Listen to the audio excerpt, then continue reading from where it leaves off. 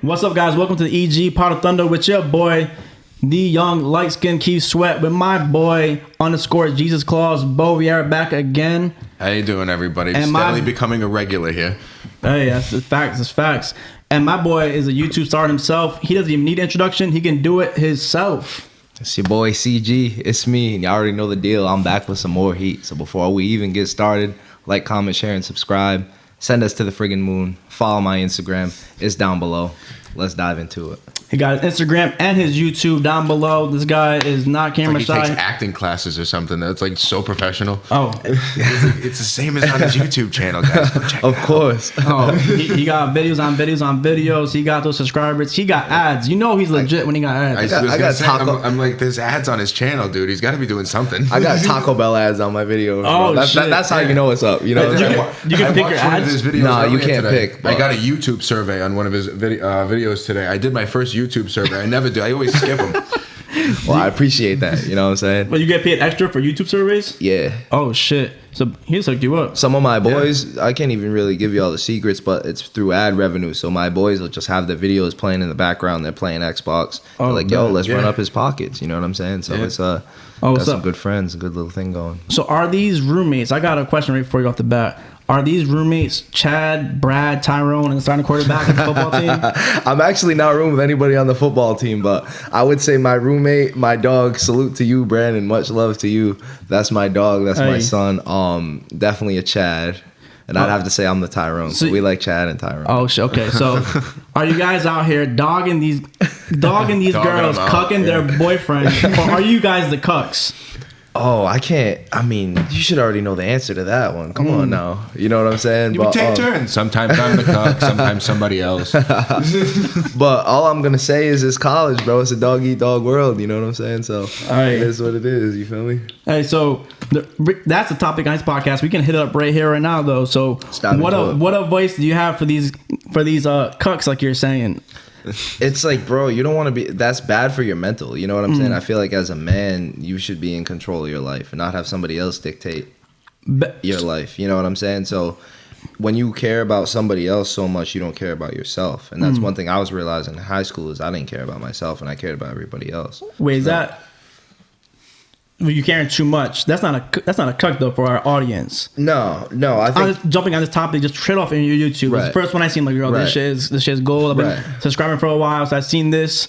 So let's get into that one first before we get back to your high school and stuff like that. So describe what a cuck is for our audience. It's somebody who like has no self-respect, regardless of women or not. If you don't have self-respect, you could be getting cucked by dudes at the gym if somebody hops on your set and takes the bench from you. You know what I'm saying? Like, so I feel like it's just all about having self-respect and knowing yourself. You know what I'm saying? I think there's a completely definition for cucks, though. I mean, there is a standard definition. He's not wrong, though. It has sort of become part of the common parlance, if you will. People kind of use it interchangeably as sort of a slang.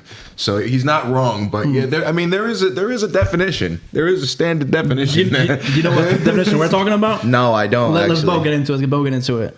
That's when I see this one. I'm like, this title grabbed my attention immediately. I like how you volleyed that over to me. Bo, you get into what cucks are. You're the expert here, aren't you? So I mean, I'm sure the folks out there at home are relatively familiar with Pornhub. By the way, I mean, we can get into that too. It's a whole genre out there. If you have guys, it's a whole thing. Is that because one of my boys is kind of coming to me now? One of my boys was like, "Yo, that's the type of kid that would like to watch his girl get." It can be that can be part of it. Mainly, what getting cucked is in the sexual sense, where it originates from, is when your significant other cheats on you. So technically, men can be cucked, women can be cucked. It's ultimately when you tolerate it. You know about it and you're not doing anything about it. Yeah. So that's pretty much what it is. Ultimately, it boils down to a lack of self-respect, though. You know what I'm saying? That's why I said you're not wrong. You're not entirely wrong there. Right. It pretty much all comes down to that. Yeah, that's crazy. It's a tough world. Tough, exactly. So is that tough world? Dog eat dog. That's world, why I said sometimes you're getting cucked. Sometimes you just don't know it's happening, and you kind of like you said in one of your videos that I watched earlier today. You're never really gonna have full control over what your girlfriend does. You can be the best boyfriend, be the best partner, hold your own, and be the partner you're supposed to be. But ultimately, you're never if it's in her to do it and she wants to, it's over with. It's over with. So that to answer your question, I mean, in high school, of course. Right now, though, I don't have a girlfriend. I'm living my best life. You know what I'm saying? So good for you. Wait, what do you mean in high school? Of course, what? Like I was getting cheated on, cheating on. You know what I'm saying? Like that's just what it is. You got to go through those things to grow. You know what I mean? But you weren't cucking though. You weren't agreeing to it. You're just happening. No, but I'm saying if I had to think back to my high school relationship, she was definitely cheating. Because now that I'm older and wiser, I can look back on it and be like, I should have seen the signs. Yeah. Factual, you know or you're assuming? I'm assuming. I'm assuming. Yeah. So you never had wrap back those conversations with her, like, hey, you didn't care that much. It's like, all right, she probably was fuck it at that point. Yeah. But. So I don't talk to her anymore, so I'm never gonna know. You know what I'm saying? What were the telling signs? You can reach out to our audience and let them know. My boy Carl, look at him. He's looking swole. He's looking good looking kid on the football team. My guy's making moves. YouTube star, traveling the world with Gold Feet Global. I mean, come on. You know you're making some moves when you're doing some videos with them. Of course. So my guy's making moves. He's suave right here. So if you tell the people who's looking up to you, who you subscribe to your Patreon at that. Of course. $5 a month, right? $5 a month. $5 a month, baby. He's got the Patreon. That's all you need to get folks. you right. So you're making moves right now is what I'm saying. So give my audience some tips. What were some talent signs that she was cheating on you? Bro, what to look out for? I'll give you a perfect example because one of my boys at school, salute to you, dog. Not my roommate, Brandon. I'm not going to name drop you, but you know who I'm talking about. Salute to you, bro. Much love.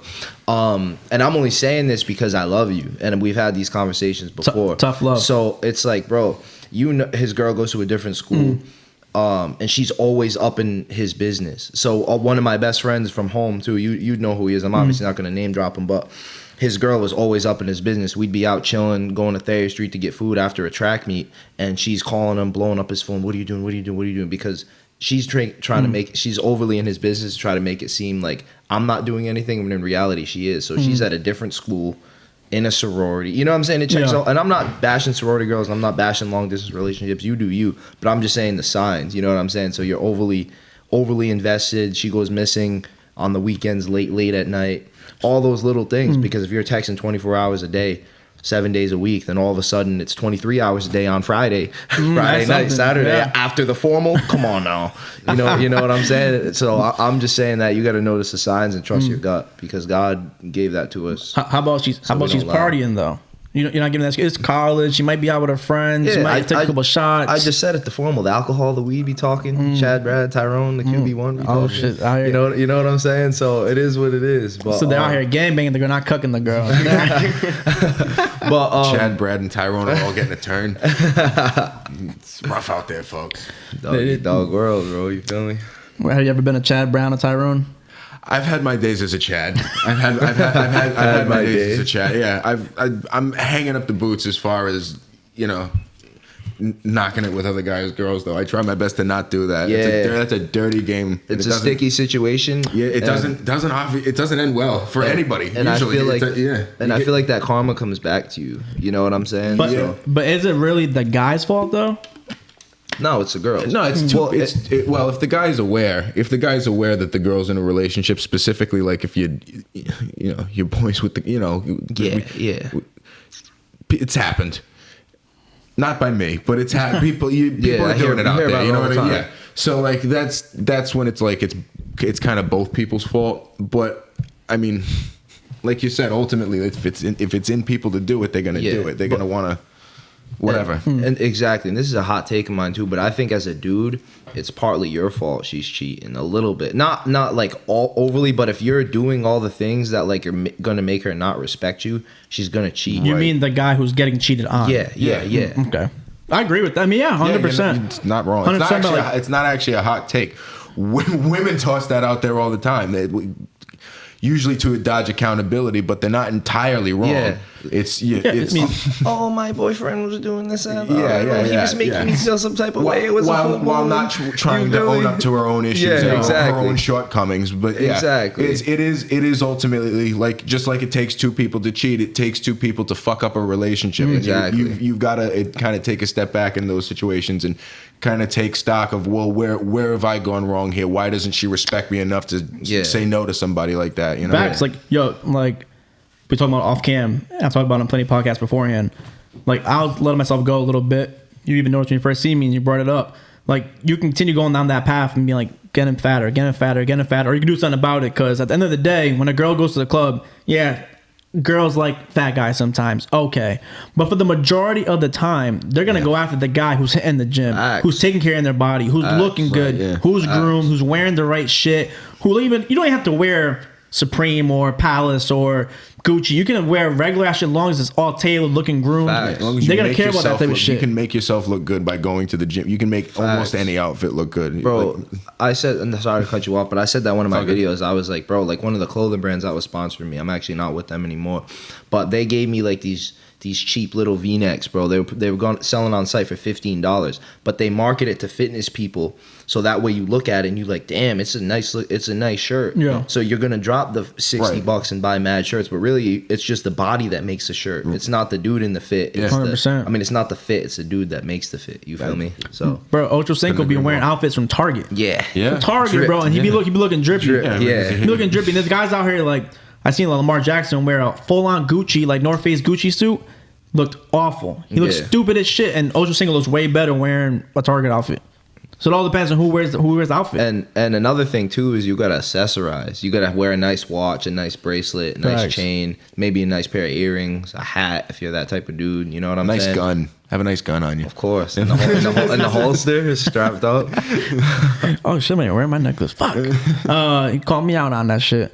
I never accessorize. I used to earrings, bracelet. I never do it anymore. Old age guys, don't lose it in your old age like you pal Bo here. Wait, keep accessorizing. So how are you accessorizing? How are you catching people's attention then? Well, girls, maybe guys. I'm not sure. How am I catching attention? I'm not gonna say how, but he's wearing gray sweatpants. That's what he's doing to the club. Yeah, every guy's got a secret. Yeah. But nothing. I don't. Maybe a nice hat. Maybe a decent jacket. Maybe I'll wear my watch. You know, I have the accessories, but I'm not every day. Yeah. I can't do the chain every day. You're going straight. I can't. You're going straight. I'll forget to wear it in the shower. I like to always look like presentable wherever I go. Not saying like that, but just like for me personally, I like to be dripped out. You know what I'm saying? I just like to have that demeanor to me, so that way when somebody meets me for first time, ain't nothing wrong with it. It's like, okay, you know what I'm saying? Presentation and first impressions are, of course, look good, feel good. Of course, exactly. Yeah, well, wrapping back to that first conversation. So, say she said the girl's texting too much, right? And then she drops off on the weekend. Would you rather have a girl who wasn't consistently good at texting in the first place? Second question being, do you think texting is just like a placeholder? Like, do you think texting should hold a conversation for a relationship? Or do you think it should just be a meaning of where we text, hey, we're hanging out Thursday and Friday, that's it?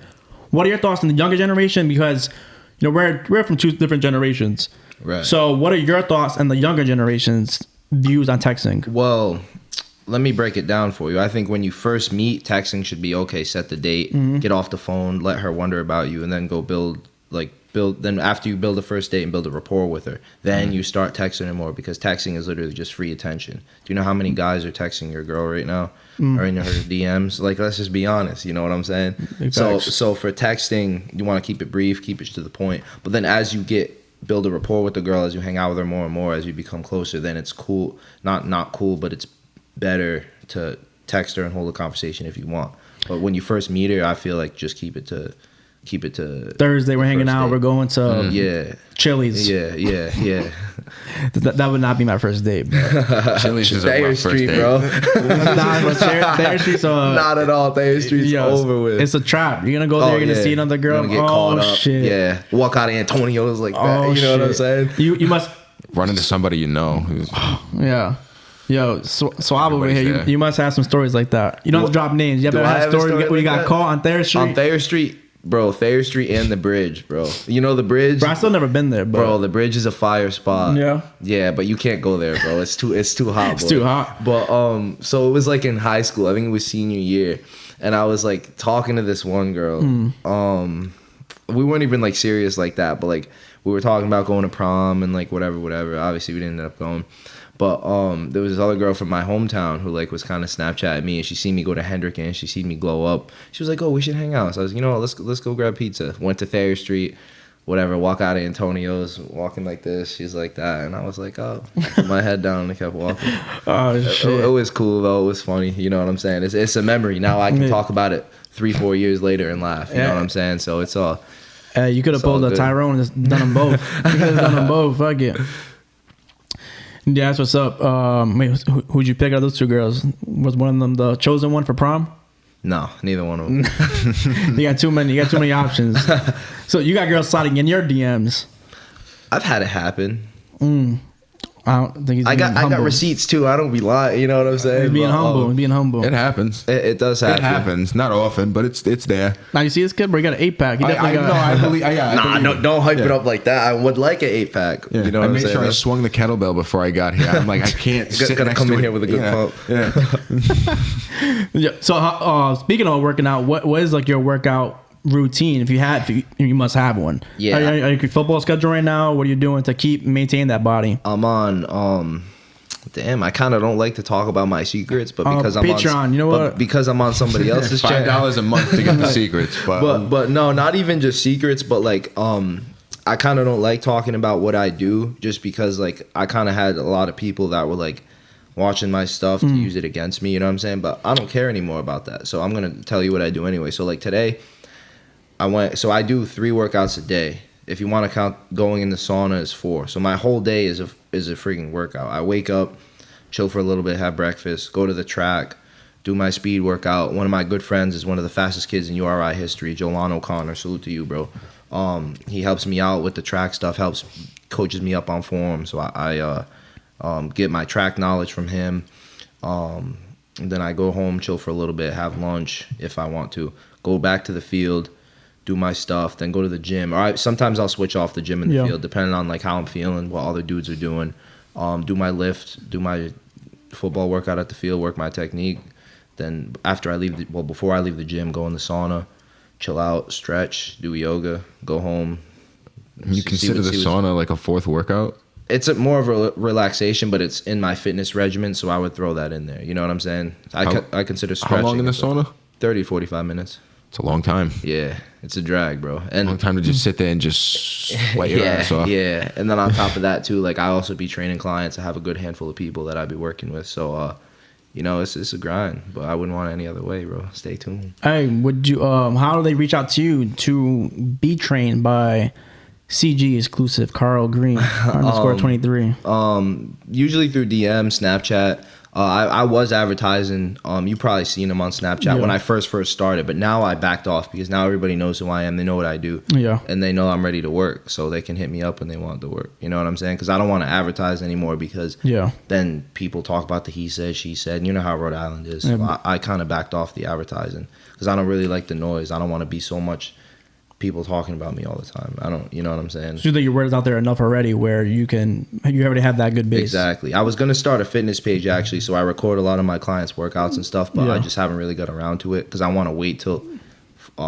just for the right time. You know what I'm saying? And plus content is tough, bro. Like we're talking about with your cousin actually. Shout out Alan Moyes. Yeah, my cousin. Hey, Super Saiyan's in the DNA, bro. That's what it is. 100%. Like just the content creation is tough. Yes. But do you think that is like in genetics? Like where do you like attribute to like that motivation, like going for that grind, doing 4 workouts a day?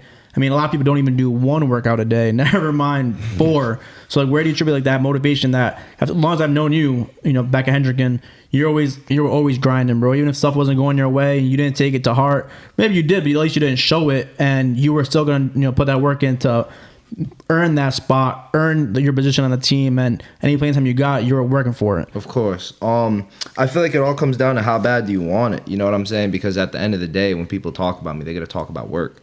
You know what I'm saying? Yeah. So I think it all comes down to how bad you want it. Like you said, some people don't work out once a day, And a lot of people that I work out with that are my friends, they can only come for one of them. I want them to come for all of them. They be talking about, hey, bro, let's work out, let's get together, let's do this, that, and the other. But then when it's time to go to the track, to leave the track and then go to the gym and lift weights, nah, bro, I got homework. Nah, bro, I got to do this. So it's all love, you know what I'm saying? But not everybody's built for it, you know what I'm saying? Definitely not. So if you really want to be that top, like echelon, the top tier, play D1 or D2, D3 football, you got to have that different type of level. You got to do it, you know what I'm saying?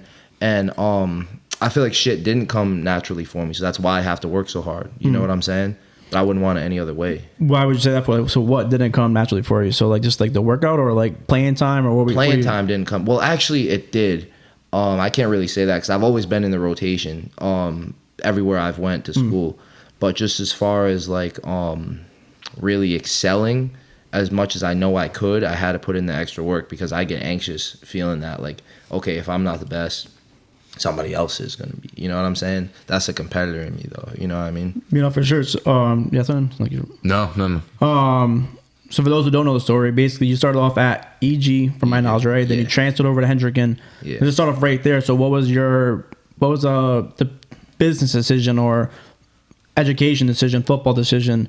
You can tell me which one it was and why did you pick Hendricken and what was the thought process behind that? I actually was supposed to go to LaSalle, believe it or not. One of my best friends, Jolan O'Connor, he went to LaSalle, and I used to work out at Game Day Fitness, so everybody was pressuring me to go to LaSalle, and I was at EG, started as freshman, sophomore. I could have stayed there for 4 years and just ran it up, you know what I'm saying? I was a sophomore, even as a freshman, returning kicks, cribbing them, turning up on dudes, but it was like I knew what I wanted for myself. So I knew I had to leave EG, but I knew I would get more looks at Hendricken because you see kids like Quiddy. I heard Xavier, class of 19, same class as me. He was getting offers. Dudes were coming to see him. So I'm like, okay, if I know, and on top of that too, I knew what I wanted for myself. So if I knew I wanted to be one of the best athletes in the state, I had to go to Hendricken and prove myself because I knew I had it in me. You know what I'm saying? Sure. So I just had to go get it done.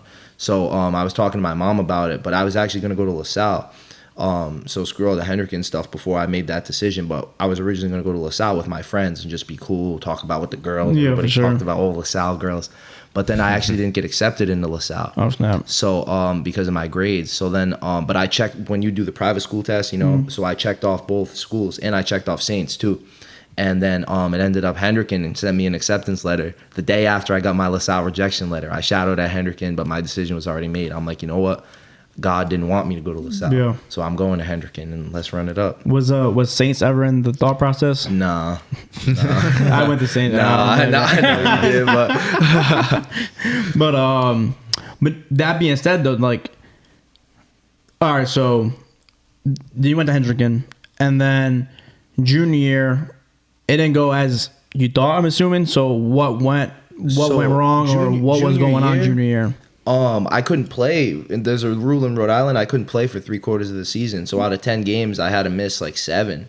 So I came back for Portsmouth, East Providence, and there was one other game. And then I got hurt in the EP game.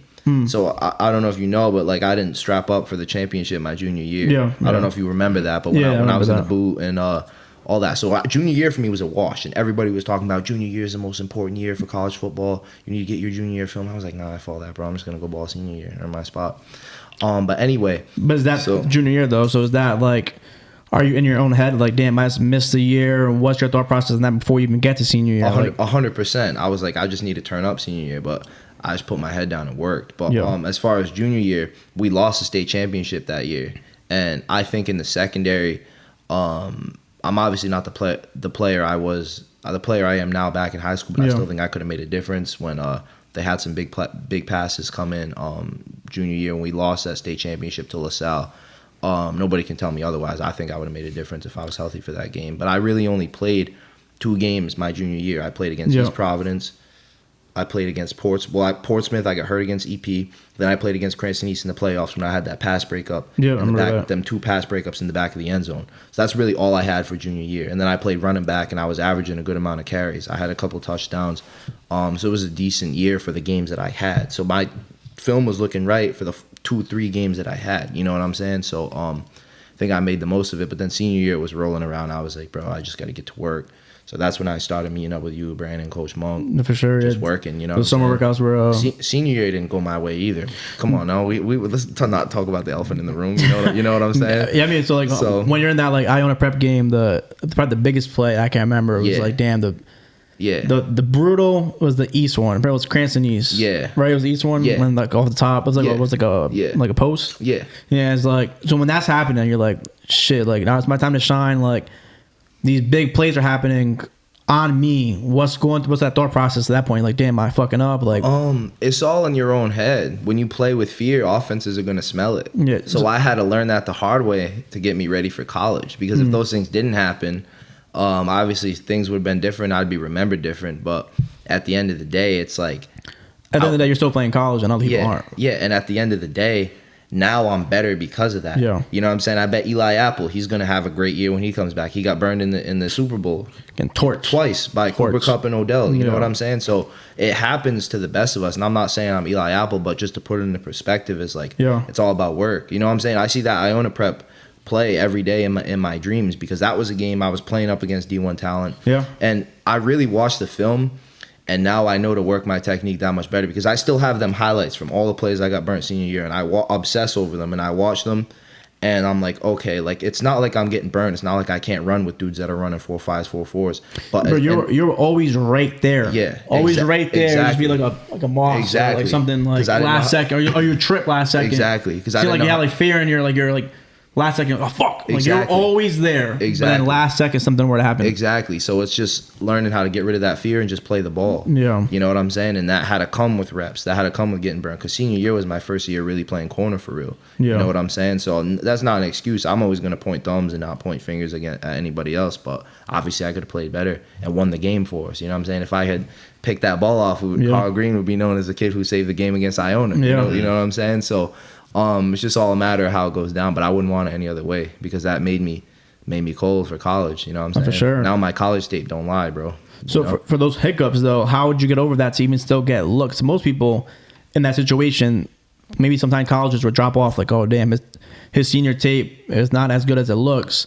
So how are you getting over that to still get the offer? Because you were ended up at URI after that. Yeah, correct? But I had a couple offers. Like I had a good amount of looks. I had like a little one from Fordham, Central Connecticut, Merrimack, Lafayette, Southern Connecticut, all those D2 schools, Stonehill. Then obviously the D3s like Endicott, all those schools, UMass Dartmouth, obviously, URI.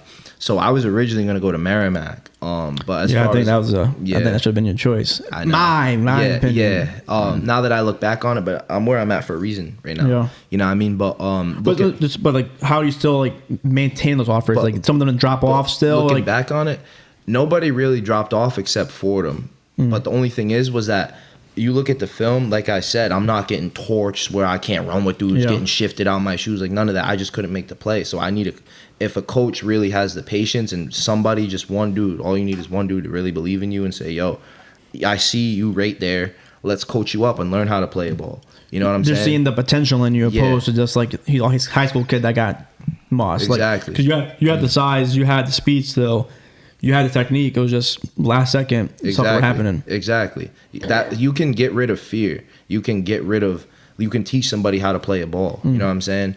So what would be your advice to anybody in that situation? Like, we just kind of explained it. You didn't play your junior year, not going your way senior year. You kind of already said it, but like, what would be your words right now? Like final like words for a senior in that position? Just gotta work, bro. Take your opportunity and work. You know what I'm saying? Because all you need is one person to believe in you.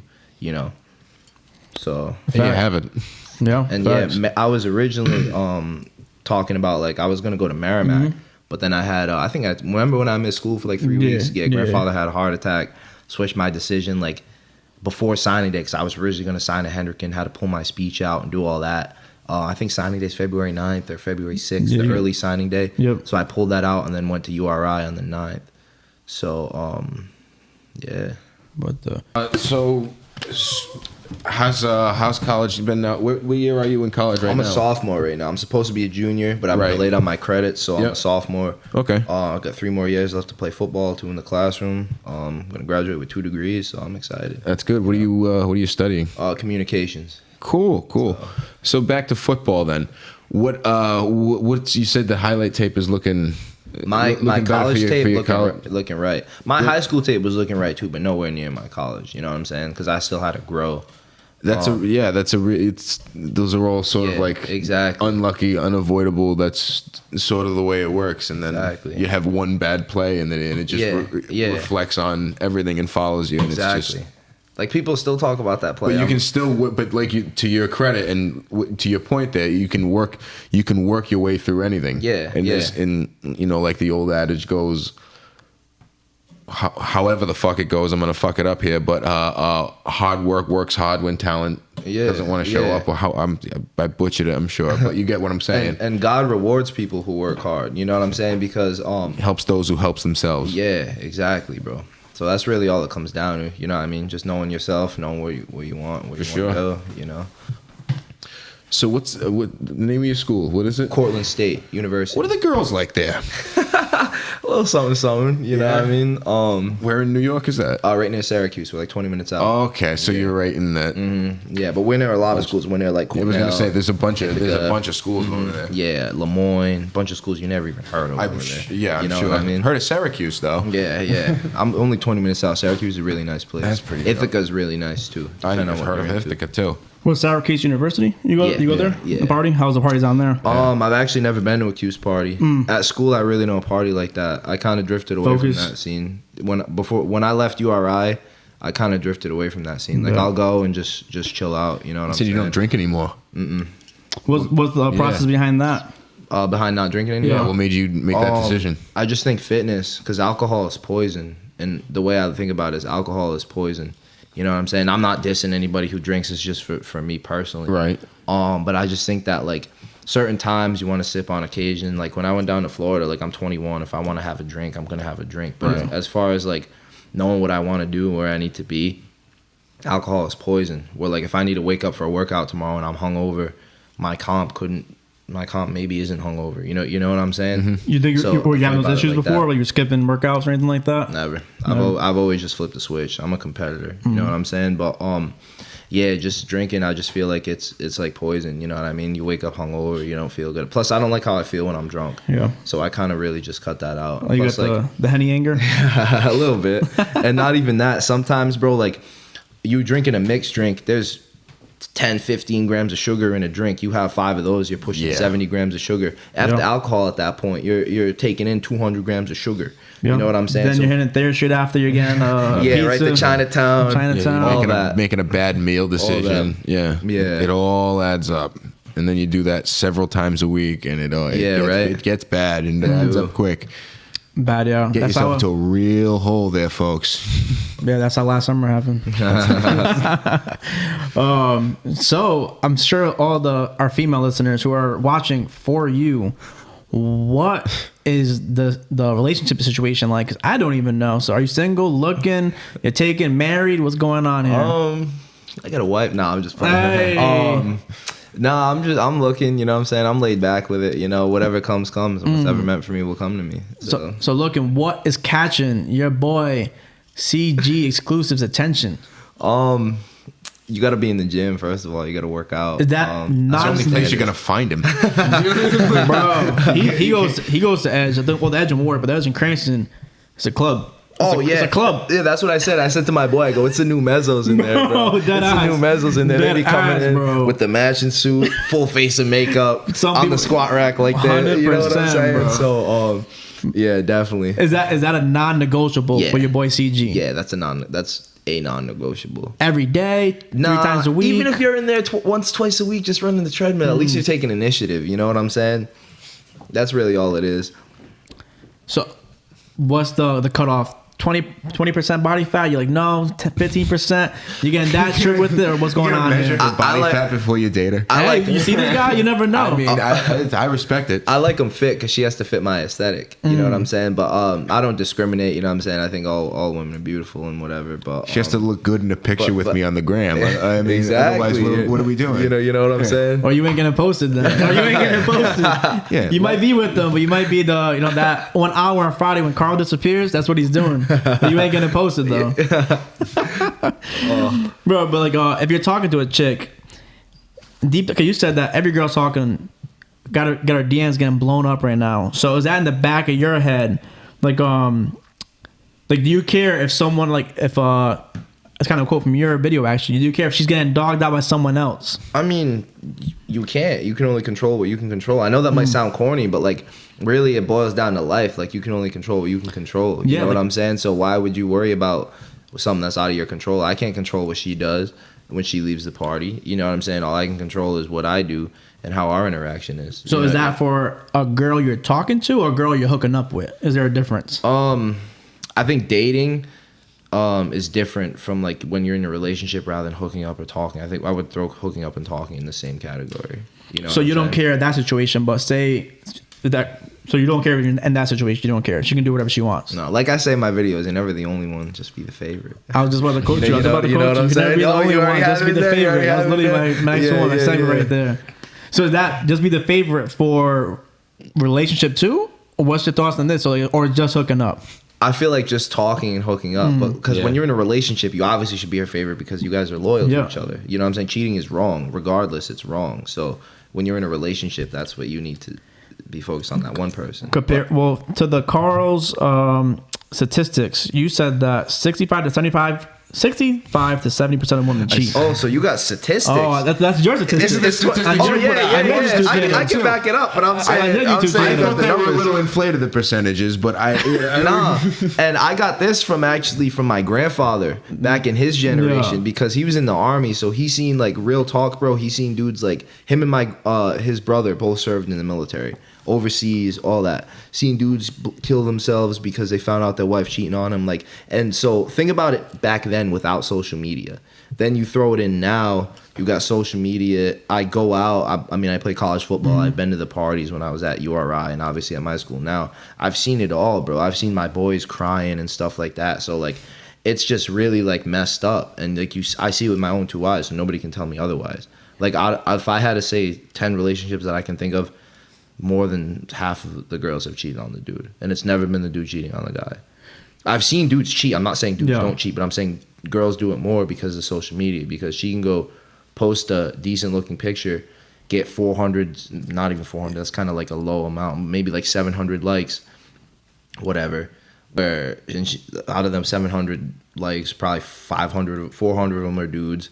Then maybe out of that 400 of them, maybe 40 of them will slide in her DMs. You know what I'm saying? Like, and I've seen girls that it's trippy to think about.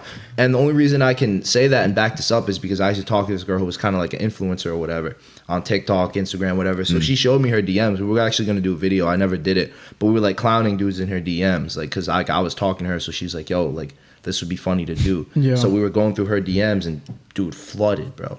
She only had 7,000 on Instagram. So imagine you have, not only because that's a lot, that's more than I have, but like imagine that, tone that down to like maybe a girl with 3,000, 2,000, still a decent amount. And then you want to go up to the girls with the blue checks. It gets worse. You know what I'm saying? So it's really trippy to think about because she has so many options. So all right. So when you said you were talking to that girl then. Yeah. Did it ever get to the relationship stage? Well, not opposite. Well, maybe it didn't. No. If it was about to though, so like when you're talking to her, you're not even paying attention to guys sliding in their DMs. No, because you drive yourself crazy. I wouldn't have my dreads. I'd be pulling them all out if I was losing sleep over it. You know what I'm saying? All I know is how our interaction is, and I can control how much value I bring to the table. That's all you can control. You know what I'm saying? Say I'm not sure. Maybe she was posting some provocative pics. I'm not sure who this girl even is. But say she was she? I don't know. Whatever she's posting. She's in the gym, but she's an influencer, so I understand that that's what she needs to do. So, like, say if guys are reposting her with flames and she's reposting them, or she's reposting, like, other influencers and she's like, oh, this guy looks good, or shouting them while they're doing her job, that's not even on your radar. You don't even give a shit. You don't care at all because that's her job. No, that's her job. And the only thing is, too, is, like, you have to understand for social media, somebody who gets paid through that, you need to do a job. Like, I need to come on here and not be a certain way because I'm always going to be my authentic self, but you need to, like put on a certain thing to show people. You know what I'm saying? So you're saying that's her job. So like basically, when does it become too much of a job? It becomes too much when she's entertaining dudes in her DMs and stuff like that. Segue right here. So, and I'm glad you did that because this is a rather important question to the show. It comes up rather often, thanks to me. originated the question. What's your opinion on girls with an OnlyFans? Can your ego take it? Can you take a girl seriously? Where are we here? No, you can't take her seriously. Come on now. Why not? I mean, you could talk to her, but as far as me getting a relationship with a girl with an OnlyFans, it's not happening. And the only reason I say that is because like you're selling yourself, one, which I don't believe in. Two, you're strong moral code there that you stick to. Okay, I like that. And then two, it's like when I bring it back to the entertaining, you're in a private chat with these guys, so you have to give them the full pictures. You have to entertain them and tell them, oh, you're gonna do this, that, and the other. That's crossing. They're paying the money. It's a fine line, but that's crossing the line. But how about if it's the same content she's putting on her Instagram, TikTok, but she's just on OnlyFans getting paid for it?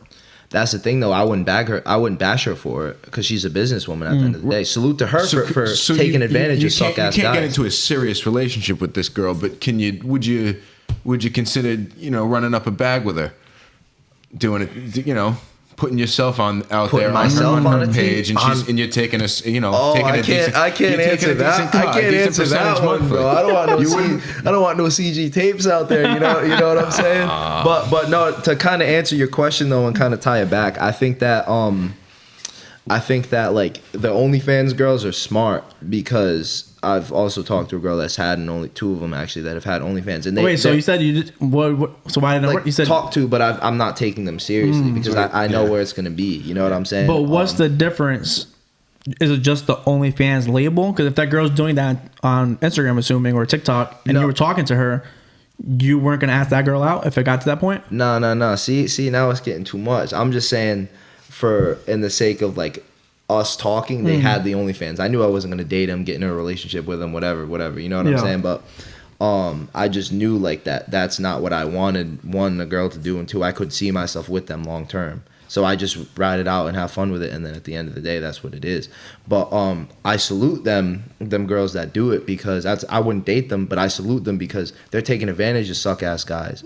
So I think it's a dude's fault that they're making that much money. Somebody's got to take advantage of them. You know what I'm saying? Somebody's going to do it. Yeah. So if you think about it, they're actually really smart, because if she doesn't, somebody else will. It's like I'm doing for Patreon. They can charge $10, $15 a month. Obviously, I'm giving quality content. Yep. But if a guy really like looked and had any type of self-respect, be like, okay, like why am I paying for this when I could go to approach somebody and get the stuff for free? Or you're paying for something that I'm seeing for free 3 nights a week. You know what I'm saying? You think about it like that, and it's like, bro, like, what are you doing paying for OnlyFans? You know what I'm saying? So the girls are laughing at you. Like, literally, I've seen it with my own 2 eyes.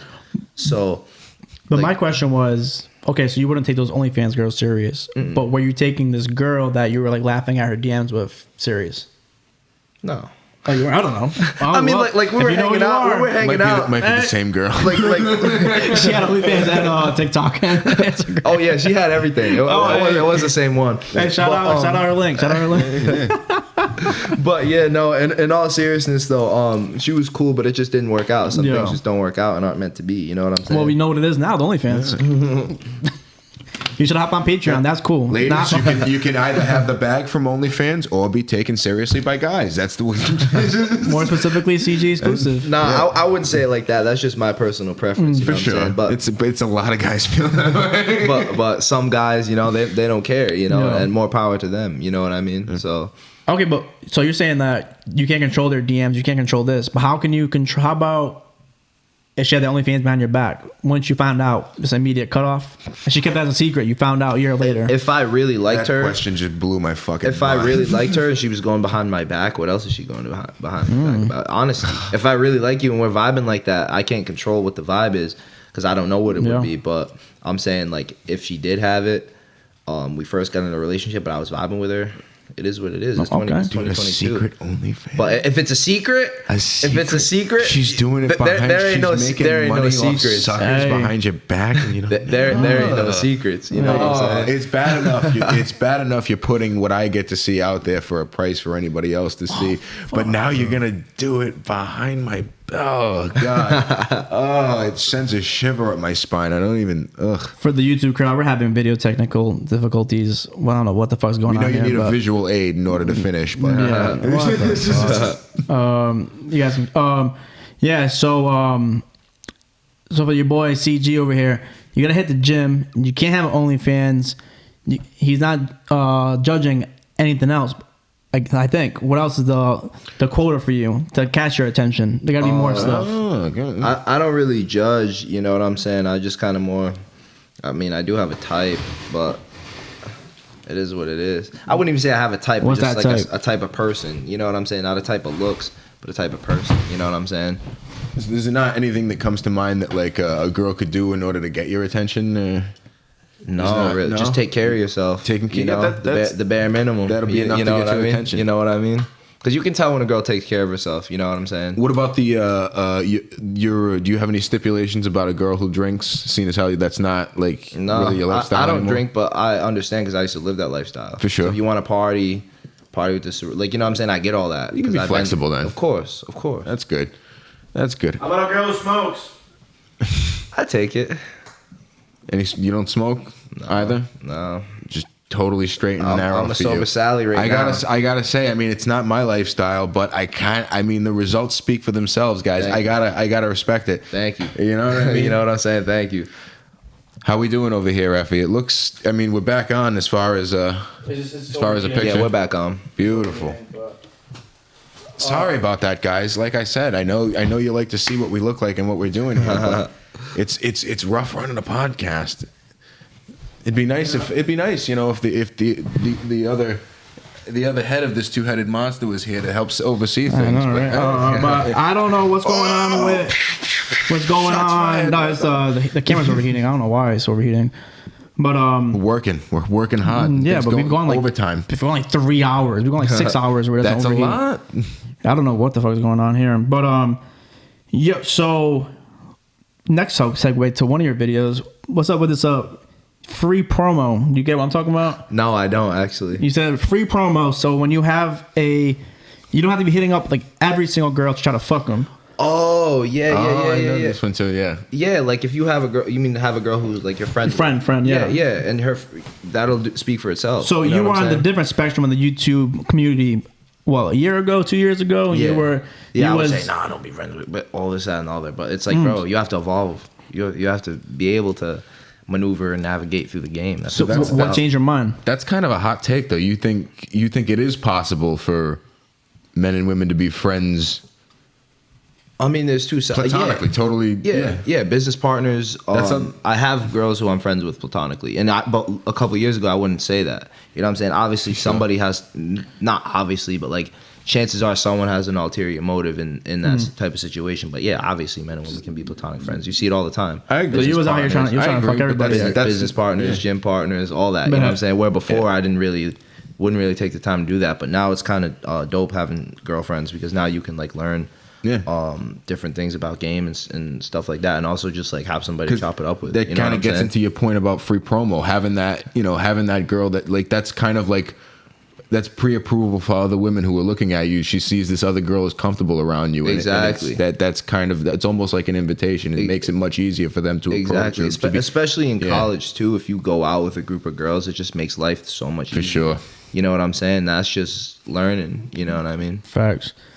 So who friend zone who to get you in that mindset? The girl friend zone you and you're like, fuck. I can't answer that question. I can't answer that question because I don't know how she feel, but I know how I feel. So it is. You don't have to name names. You can just. I don't know if she's watching. She can text me, yo, what are you? You know what I'm saying? Making me look crazy over there. but no, in all seriousness though, I think it's really nice having girls just to go out with and vibe out with. You know what I'm saying? All right, so say you have a girlfriend, you finally find in a one. relationship, in a relationship, you find one, and she's like, you can't have any girlfriends. Ooh. I would respect her. Any platonic female friends whatsoever. So if you already have some, you have to cut them off entirely. You can hang out with them, but I have to be there. Okay. But she has to be there. Okay, I would respect her. I was gonna say cut them off entirely is a little excessive. I'm not gonna say you can't. If you have same situation. If you have guy friends, I'm not gonna. But I agree. I'd like to be there for it. I don't want you just. I'm gonna go hang out at Ben's house. Yeah. Tyrone's house. Brad, I'm gonna go hang out with Brad, Chad, and Tyrone. Exactly. So be back later. But no, I would respect her boundaries. You know what I'm saying? That's just part of being in a relationship. You know what I mean? So how about she's like, you can't text them though?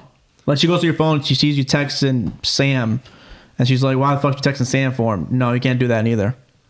Only when we hang out, but I don't know how the fuck you set up a date. But you know what I'm trying to say, the extension where she's like going through your phone, she sees it. Yeah, I'd say, what are you doing going through my phone? Yeah, I was gonna say, first off, I wouldn't let her go through her phone because I feel like breach of trust. I feel like that creates insecurity. You know what I'm saying? Like if I was in a relationship with a girl and I see her Snapchat blowing up, I would feel some type of way. Let's just be honest. And if she was going through my thing, she feels some type of way. You know, that's just what it is. So I feel like that's a seed for insecurity. So you have to have that trust right off the rip. You know what I'm saying? True. But I'm assuming if you're gonna date a girl, she's gonna be good looking. Of course. So you're gonna have that in the back of your mind though. So like you already know, you just don't want to know about it then, because there's no way you can control guys sliding in her DMs. Yeah, you can't. You like I said earlier, you drive yourself crazy. Even in a relationship, you're just like, I know what's happening. Whatever. Yeah. I'm the one she's with. Yeah, like in life, you have to be laid back because if you trip over things you can't control. It's like, you know what I'm saying? I could tie it back to football. Yeah. I can't control what happened back then. The past doesn't exist no more. All that exists is now and what I do tomorrow. Big facts. I mean, it's still, don't get me wrong, like we're not like 50 or nothing, but you see girls not like our age, maybe they have 1,000 followers, 1,500 for our age group. That's a good amount for the girls. Yeah. But your female age, bro, they got like 7, 8, 10. It's crazy. 1,000 followers. It's nuts. Yeah. 800 likes. It's like because the generation below us was like born online. Like it's like second nature to them to just hop on and you know accrue a following because everybody they know. That's kind of how they met them. Is not necessarily met them online, but like a large portion of the interactions you're having with them are online. So it only sort of makes sense with that where everybody is. You could see it's kind of easier to accrue that, but it's. Gotta be kind of intimidating when you see that fucking 7, 8,000, 10,000 follower female. I wouldn't say it's intimidating, but I would say it's definitely like, it's like, okay, now you know how to maneuver. You know, you can't gas her up too much because every other dude is gassing her up. You know what I'm saying? So you have to know how to maneuver. You know what I mean? But like I said, social media done ruin the dating game. Like you just said, that girl with 8,000 followers. 800 of them probably been in her DMs at her dude. Red that's flag? A small number. That's a small number, bro. Large following, red flag for you? No, I wouldn't say that. No, not at all. So what is a red flag if you're looking at someone's social media then? What's looking at someone's social media? Definitely like that's tough because I don't like dig through social media, but like if I see something that's gonna go through my eyes, it'd probably be like I don't know, like pictures of you like drunk and sloppy, like on the ground throwing up, somebody patting your head. Like I feel like that's just stupid. You even for you to process that, be like, oh, that's a good picture. I'm gonna post it. Like, why the hell would that be a good picture to post? It's a red flag that you thought this looked flattering. Exactly. Because I feel like in 2022, you need to really know how to maneuver like through social media and like all this, that, and the other. Because like if you're not getting paid for it, you're just posting dumb stuff. Just to post dumb stuff. It's like that's a red flag because. Like people judge you off your Instagram, like you know what I'm saying, like 100%. Like people judge you off your social media, you know what I mean. So I feel like to just even post that is kind of like a lack of awareness as to what's going on, you know. Yeah, for sure. I mean, that's crazy though. Like just that difference is nuts because even like I see 1,000 followers, you're like, damn, that girl has a good amount of followers. Yeah, right. Then I'm seeing like you know because you know I don't have a whole bunch of your friends because you know Brand and stuff like that. Met all you guys. It's like all you guys 6,000, 7,000 followers. Angel fucking guy has 1 million followers. Yeah. You have 1 million followers. Like god damn. Yeah, you know what I'm saying. Yeah. So it's like I see a girl with 1,000 followers. I'm like, okay, she's low. She's low key. Nobody's found her yet. She's low key. You know what I'm saying? So you said you're all kind of social media. Sorry, but I was gonna say a girl with 1,000 followers too. I'd be more apt to talk to her because you can tell she doesn't care about the superficial stuff, because at the end of the day, social media is fake. It's a front. It's not necessarily a red flag, but you are more inclined to hit on. That's interesting. Yeah, I agree with that, because she's not an overly attention seeker. You know what I'm saying? Like the girls with 10,000 followers, they'll be the most insecure ones, and I know because I've dealt with them before. It's like you have to post everything. You know what I'm saying? It's hard to have a conversation with those girls. I found the ones with those, because it's almost like their person. It's their real personality is there. Like having a conversation with them face to face is vapid and nothing. Their entire, it's like they've been sucked into the void. It's hard. And then be the girls that think they're celebrities when they're not. Like, yo, you're not Kim K. You're not Kylie Jenner. You're an average girl from Rhode Island. No one outside of Rhode Island knows you. You got 10,000 Rhode Island people. You have 40K on TikTok. Okay. You know what I'm saying? You still aren't all that. You're a 6 in person. You know what I'm saying? No, many seriously. such cases, ladies. Many such cases. You know what I'm saying? And that's just saying the truth. Like, all jokes aside, like, them be the most insecure ones because they're so worried about they have to post something to look good. And at the end of the day, social media is a front. You know what I'm saying? I get paid to do YouTube. I'm not fronting. Everything I say is legit. But at the end of the day, you can't judge me off of YouTube. Just like I can't judge her off of social media. But it's like people only post their highlight tape. You know what I'm saying?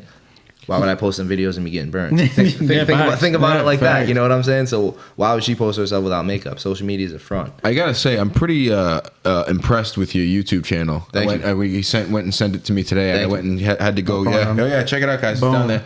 I went and scrolled through. I watched while I was working on my way here a couple of your videos. And I gotta say, like it's almost a little refreshing to see somebody your age, because there's a lot of guys your age doing, you know, the vlog thing, the social media, trying to accrue an enormous following and stuff like that. And shout out to everybody doing that. It's not easy. It's us. But it's not easy at all. But like it's refreshing to see, because you're putting a lot of like sort of self-help out there, and you're not the first person to do it, but it's like there's a lot of guys in your age bracket who they're sort of trying to do that, and they think they've got a lot of the right ideas, but they're kind of chatting a bunch of shit. They're kind of spewing a bunch of nonsense. They've got some of the right ideas, and they've got a sort of a decent foundation of what's going on. But like you genuinely seem to like you've put some foresight behind what you're saying, and you understand the process of how you got to where you are, and you're very good at regurgitating and articulating how you got there. And thank you. You've done a good job. I have to say. Thank you. I appreciate that. I think it just comes down to living stuff.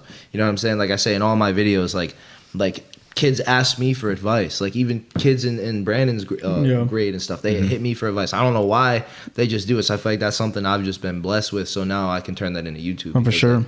I've lived through all that stuff. You know what I'm saying? Like seeing stuff with my own eyes, seeing my boys while they cry over girls, dapping them up, holding them. You know what I'm saying? It's messed up stuff to see. But if I can help somebody not be in that mindset, you know what I'm saying? Because we was all there. Let's be honest. You know what I'm saying? So now to help somebody else do that is more rewarding than anything. Like I only have 1,300 subscribers on YouTube, but every one of them is like, they probably emailed me, asked me for advice. I give out FaceTime consultations. Anything they need, I got. Cool. DMs are always open when my gram, because you know I deactivated my gram for a little while. I'd be on and off social media, because like I said, I think it's fake, and I had to go through that phase too. Perfect segue for maybe mood swings. You have those mood swings. Oh yeah. You know mood swings. That's shout out mood swings. That's my boy Jack channel.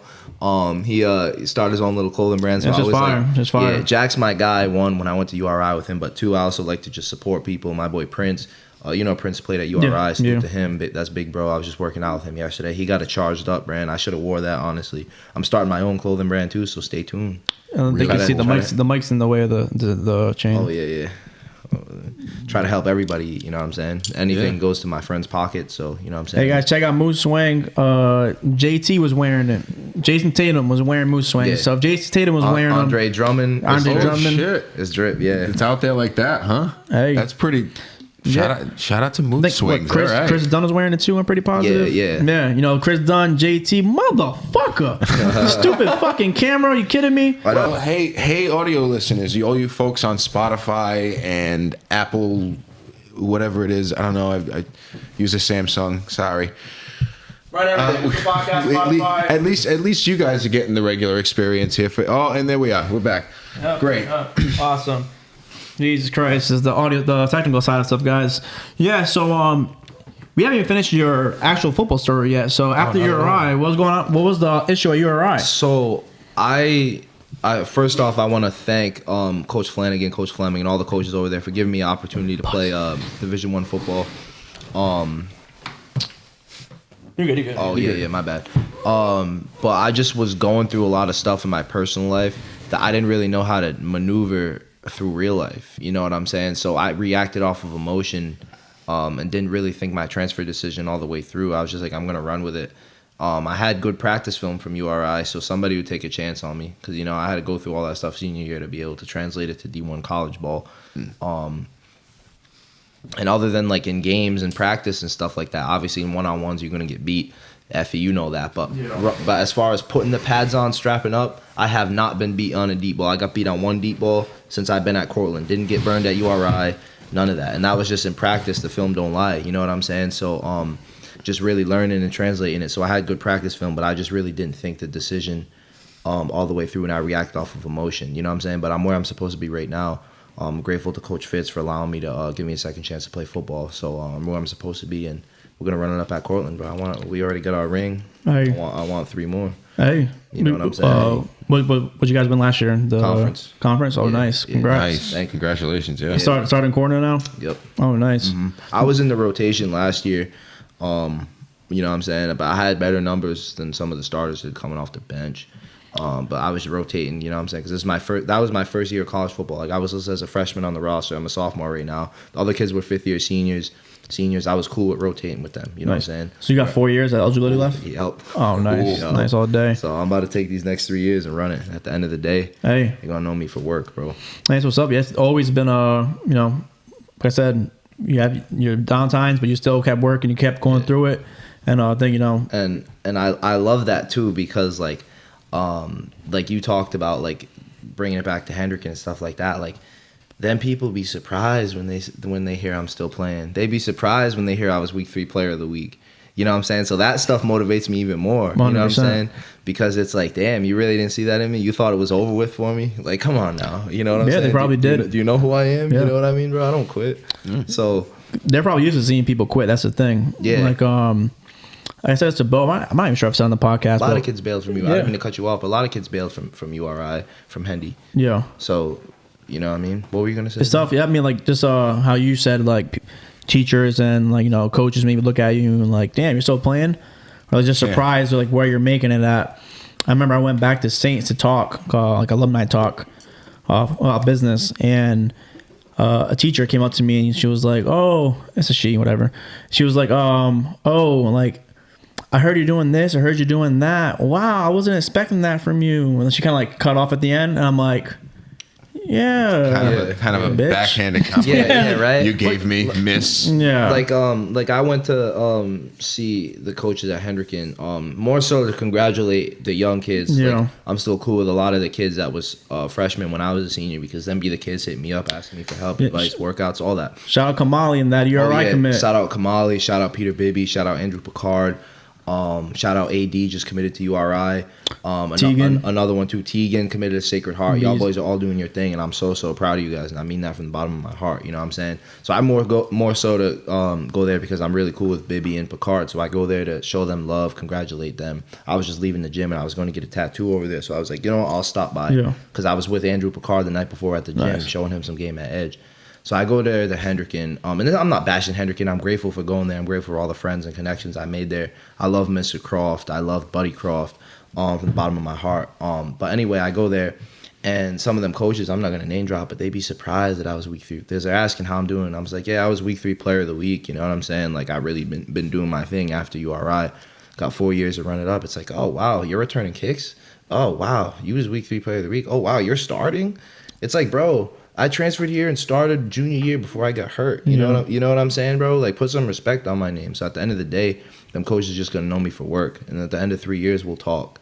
You know what I'm saying? Big facts. And that's not no disrespect, but that's just motivation. You know what I'm saying? Because I like the look on. I'd rather have the look on his face when I go to visit there of them being surprised, rather than like, hey man, like, you've been doing good, keep it up, we've been watching you. Nah, you know what I'm saying? I don't want that. I don't want the love. I don't want the fake love. I want at the end of the day, damn, I know him for work. You know what I'm saying? Like, damn, maybe we could have utilized him a little bit better. Exactly. Not gave up on him. Myself going wrong. Exactly. Because I would just say this. I mean, I don't have no ties to break anybody's heart, Hendrick. I don't give a shit. Mm-hmm. When I was watching, I'm like, all right, maybe he was getting burnt in certain situations, but you're telling me someone that size, that drive, who wants to be on the field, you're telling me you can't find Sam, Mike, outside backer, you can't find a rover position for him. You could probably even play lineman. Like, come on. You're telling me you can't find a position for this kid. Of course. That's why I like my coaches now, is because they... Like, come on. That's the thing, but I don't point fingers at them. I point thumbs, because if I didn't let up them passes, maybe they would have gave me a bigger role. You know what I'm saying? If I didn't fumble the ball trying to hurdle somebody against East Providence, maybe they would have gave me the rock more. You know what I'm saying? So I don't point fingers, I point thumbs. So I take accountability for all that. But I also agree with what you're saying, is because try to give somebody a confidence boost. Because back then, I was a player off momentum. You don't give them the ball. All right, you can go in there and lead block for someone. You probably take someone's head off for not playing. Yeah. Like if I'm playing right now, all right, let's put this kid in, lead block for whoever the hell the running back is. Yeah. Block at tight end. Like, you're telling me you couldn't find a position. All right, it's a run and play. Put him at wide receiver and block. And think about it, bro. That backfield was deep. Yeah. Me, Angel, Evan Rinaldi, Israel, the twins, James. You know what I'm saying? That's 6 deep right there. 5 deep at running back right there.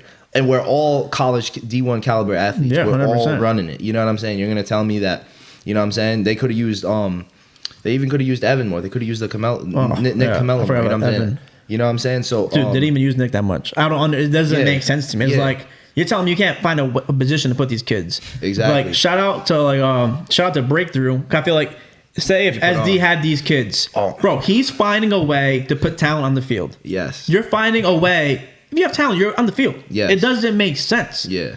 And I don't care. I'm bringing anybody's heart injury. They're watching this shit. What are you gonna do to me? Yeah. You know, I'm watching it. It's like, it doesn't make sense. Yeah. So I don't understand. Like, if SD had that talent on whatever team he's on, he showed it on Breakthrough. He guys win the national championships. Yeah. If he has players like that, he's probably ranking nationally. It doesn't make sense. Yes. Hendy's squad is way too nice to be not even. They should be running up 100 every game. Every game. I would get the play calling is so simple in my mind. Yeah. You can play it. You can call before it happens. Yeah. It's like, what do you guys like? What? Like, why is it Tom airing it out? Yeah. I don't understand. You're running the ball way too much. Of course. I'm gonna be fucking started on this shit. But of course, no, I agree with you 100%. That's what I like about my. I mean, do we want to? No, we keep going. Fuck it. I don't care.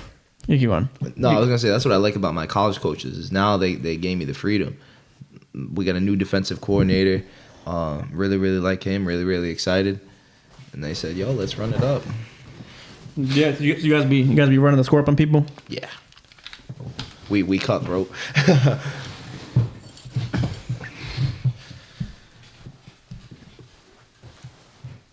can edit this part out. I don't understand what the fuck is on the camera. It's not even hot, which is the fucking crazy part.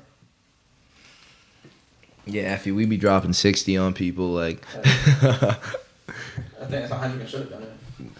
Yeah, Mike, I love my head coach now. Like, I really want to go to war for this dude. You know what I'm saying? Like, he one of them dudes. He believes in me. That's important. That's important as a player to have a fucking coach you believe in. Yeah.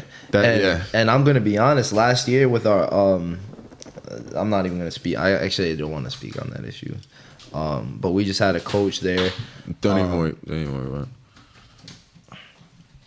But no, we just had our corner coach who was kind of younger. Kind of didn't really not believe in the players, but he didn't have us. He didn't have our unity. So my head coach made the decision because our corner coach was more divided in the team, but our head coach made a decision to get rid of him, bringing a new defensive coordinator, bringing a new corner coach, and like just make the program better. So as a business decision, I feel like he made the program better, and now like speaking to myself and a couple other dudes on the team that I've talked to, like we're ready to go to war for our head coach because he made the decision to get us better because he knew that our corner coach was creating division in the locker room, was creating division at places. That makes all the difference in the world because all that negative momentum travels down. It travels down from whoever's in charge of telling the head coach what to do to the head coach to all the assistant coaches, the position coaches, and so on and so forth, and then to you guys. And like as a player, it was somebody who played in high school and for a long time before that. If you're on the field and you have like doubts about the guys on the sidelines calling the plays, calling the formations and shit, it's never gonna go anywhere. Exactly. There's I've been on those teams, I've been in those positions, in those situations where you like the guys calling the plays, it's hit or miss, and you don't really know, and you can tell by the dynamic on the team on the field when you're playing against a team who they're banging on all cylinders. They're a well-oiled machine. That comes from the coaching. Exactly. That comes directly from the coaching. Whereas you're playing against a squad of guys where they're a little bit unorganized. There's bickering in the huddle. You can see, because that happens. That's happening on the sidelines too. There's guys fighting. There's a power, like a fight for power happening, and you can smell it a mile away. Exactly. It makes all the difference in the world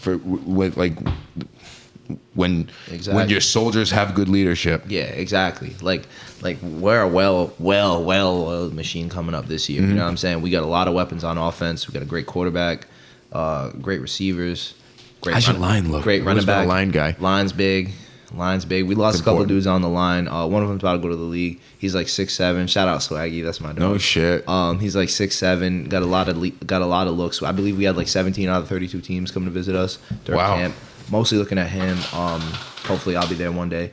Yeah. But yeah, he's getting some looks, so we're gonna be good. We lost him, but we're gonna be good. We're solid. Deep too. Nothing but time for you, man. You got plenty of time. I got 3 years, bro. Make that highlight tape look real nice. You know what I'm saying? Because I'm only a freshman. Like technically speaking, I'm a sophomore right now. Because I delayed myself on my credits, so I'm literally a sophomore right now in the classroom. Word. That's even better. So you've got is what, like a full 4 years to go then? That's 3. Yeah, I had 4, but still, that's.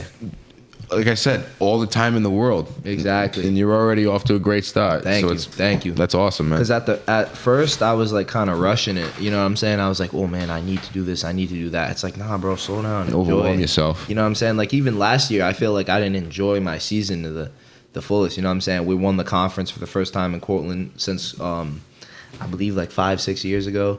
So it's been 6 years since we won a ring. It's like I didn't even really enjoy that. You didn't even feel like you enjoyed it. Because I was too focused on things that didn't matter. I wasn't focused on being cool with my teammates. I wasn't focused on just enjoying the process. I was too focused on personal stats, shit like that. Padding my stats. Had a couple other things going on. You know what I'm saying? At home, so focused on that, but really just taking it all in. Now with these next 3 years, like I said, I want to go to war for 3 years. You know what I'm saying? I'm ready. That's what's up. So coaches love to hear that too. Of course. Big facts. Just if people are curious, the craziness happening in the background. It was too hot in here. That's what was happening. No, legit. It was overheating. It was too hot in here. Oh shit. That's why I'm trying to open the windows up and shit. That's what's up. Like, yeah, I feel like there was like something that happened, like where you came into like that mindset, like, all right, I gotta stop worrying about myself. Like, did an event happen, or you just have to like rethink and like, all right, what was the issue? You talking about this past season or in general? I guess this past season, now that you're in your groove now. This past season, I didn't care about, because this was my first like semester season at Cortland, so I was like, yo, F these kids, bro. I'm coming in from URI, I'm trying to start, be All-American, do all these things, and those are great aspirations to have, but when they come at the cost of arguing with the coach, even though the coach wasn't cool with a lot of people on the team, I shouldn't have been arguing with them. I shouldn't have been taking out my anger, cheap shotting dudes in practice. You know what I'm saying? There's a lot of things that I could have done better, but at least I have the self-accountability to look myself in the mirror and, like I said, not point fingers and say, you know what, F that coach, whatever. I point the thumb and say, you know what, I need to be better. I need to be a better friend to my teammates. I need it because, you know what I'm saying, people look at me as I'm a leader. So even though my teammates might not show it because I haven't showed it to them, I know people could look at me that way. So I need to turn that around and be like, okay, let me be a better teammate. Let me be a better friend. Let me be more coachable. Let me text my coach and check in, asking questions about film. You know what I'm saying? Before, I didn't used to watch film. I used to think they have to watch film on me.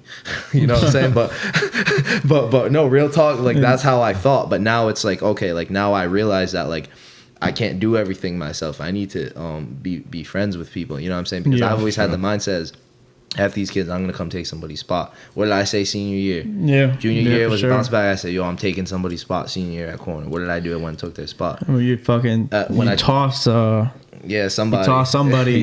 First like practice. First practice, bro. We're running one-on-ones, bro. I jacked him up slammed him and stood over him like that. And that's how I was trying to set the tone for the whole year. And shake it off the rest of the season. You know what I'm saying? And then it kind of fell off the rest of the season. But, bro, I was balling during camp. I had picks every practice, bro. You know what I'm saying? But then all of a sudden, somewhere along the line, I just lost my confidence. So that's really what it comes down to. Bro, it's crazy part because you and Brandon were going mad good than that fucking...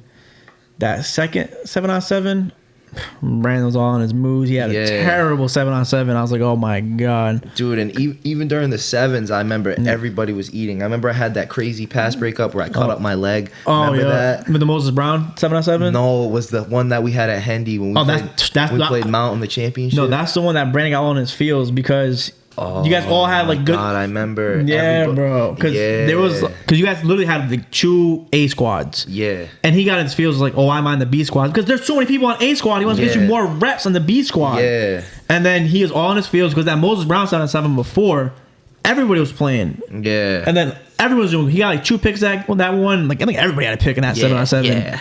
Then I'm like, bro, you're in your own fields for you get more looks instead of you playing behind Carl and like whoever. Yeah. Because him and James were in that B squad. And it didn't matter though because James ended up starting in the year because that didn't matter. Just get more reps. Yeah. He was on his head and exactly it was bad. Exactly. It was bad. And I remember that too. It's like you can't get in your own head because you never know what'll happen. You know what I'm saying? You never know when your name's gonna be called to go move the mountain. You know what I mean? Big fact. You legit never know. It's only camp, but like you said, you're balling out though for sure in that camp. That's what I'm saying. But now it's like I said it's all about confidence because I went into that year the most confident ever, slamming kids, standing over them, catching picks. I used to give Tom the peace sign in practice after I used to jump the comebacks all the time. You know what I'm saying? But so it really comes down to confidence, just taking care of your mental because I was in a different mental state. And then as things started to progress, I started to get down. But now I know that I'm him regardless, so I got to keep that mental state. You know what I'm saying? So you can't let other people and other circumstances going on around you going to dictate how you feel and how you like maneuver through work because football right now is work. It's my job. You know what I'm saying? For sure. So, you can't let other people and other things in your life dictate how well you do your job. You just gotta show up and do it, flip a switch. Facts. You know? Do you think breakthrough helped out with your confidence and stuff like that? 100%. Especially going over there, transitioning from breakthrough, winning that championship, going to college, playing against all them D1 kids from Michigan. I remember we were in breakthrough. It was in the playoffs. Coach Dunbar, I remember this. Salute to you. I remember I was playing against one of the kids who has an offer from BC or Michigan. I forget. No, it was Michigan. I don't know where he's at now, but I know he was committed to Michigan, and everybody was talking about him. So back of the end zone, they tried me on a comeback route. He caught the ball. I ripped it out from him, pushed him down, and said, "Come on, Michigan!" Stood over him on 4th down. They tried me to win the game. And in high school, bro, senior year, I probably would have folded and cost us the game again. But instead I nutted up. I'm like, that's what I want. I want them to throw at me. And I remember lining up, strapping up against him, like walking to the line. It's like, okay, 4th down. They're down by 4. They score. They win the game. It's like, okay, I need to nut up and make this play happen. You know what I'm saying? Where before I would have been scared. And then all of a sudden I had to kill that fear and turn that fear into excitement. And then I'm like, okay, now I know. So yes, breakthrough did help with my confidence to answer your question. That's what's up. Everyone looking to try to get better in the off season, definitely check out Breakthrough. You can find them on Instagram. See them everywhere. Of course. I think Carl and Angels won the original Breakthrough classes. Of course. Our team was nice that year. Hey, so definitely get right. We'll get through. Breakthrough with your boy Stanley. He'll definitely get you right for the season coming up for sure. Of course. Yeah, I mean, do you have any other plugs you want to, before we get going? What do you... I got no fucking problem. Keep going. What do you think is like the main problem with Rhode Island high school football? Coaching. I think it's like old school. In my opinion, it's like old school coaching who hasn't left yet, who like doesn't like truly care, and they don't know how to assess talent properly. You're seeing like with Stanley, you're seeing with Mike Washington at Central. Like you're seeing what they're doing with that. Even the guy from Cumberland, Woonsocket too. Woonsocket, Cumberland. Those new age coaches, they're getting along with these kids. Like there's coaches who, if you're not gonna ride, like you just said, if you're running for your coach in Cortland, if you're not gonna ride for your coach, and if you feel like your coach doesn't like you, why am I gonna go to practice and like give you my all when you clearly don't like me? That all plays into it. And then some of these kids, they feel trapped sometimes. Like they don't have a good relationship with their parents. They don't really care. They're being forced to go to some school. and they're like scared to speak up to their coach. They're scared to speak up to like their parents. Like, hey, I don't like this anymore. I want to transfer somewhere else. Like you, like your parent, your mom. Listen, some parents probably like, no, you're staying where you're gonna stay. Yeah. And end up like resenting life or different stuff like that, where like they don't truly enjoy where they're going. Like, and if they're not gonna go and enjoy and be like a good student or player, that just ruining themselves right there. Right. But like I think coaching is huge. Facts. Yep. I think, and Pop Warner too, like where they're going to these Pop Warner teams where like I'll use Brandon for example, where we start off with the Cardinals. Back then, I mean, I've heard they changed now, but the Cardinals were not like a good place to go to at that point. With me, I played the Cardinals, and then with Brandon, it was not a good organization to go through. They didn't give a shit. A lot of parent coaches, and they were just giving their kid the ball. They're not properly utilizing their talent. Oh, and yeah. Pop Warner, never mind. So then they're like, even I say like Braves, because then Brandon went to the Braves after that. Brandon got better because he got better playing time there. But the coaching was terrible. I was like an assistant, but I was basically the head coach. These fucking coaches are retarded. They don't know how to utilize their talent, doing stupid ass shit. They're fucking throwing balls. Like the head coach was throwing balls at kids during practice. And I'm like, dude, what are you doing? Yeah. Why aren't you running the offense? And he's like, oh, you run the offense. I'm like, I will, motherfucker. Like, what are you talking about? Why are you throwing kids? Like, he's like, oh, we need to be their friend. No, you don't. Like, yeah, you do, but not like this. You're humming footballs at them in practice. What are you doing?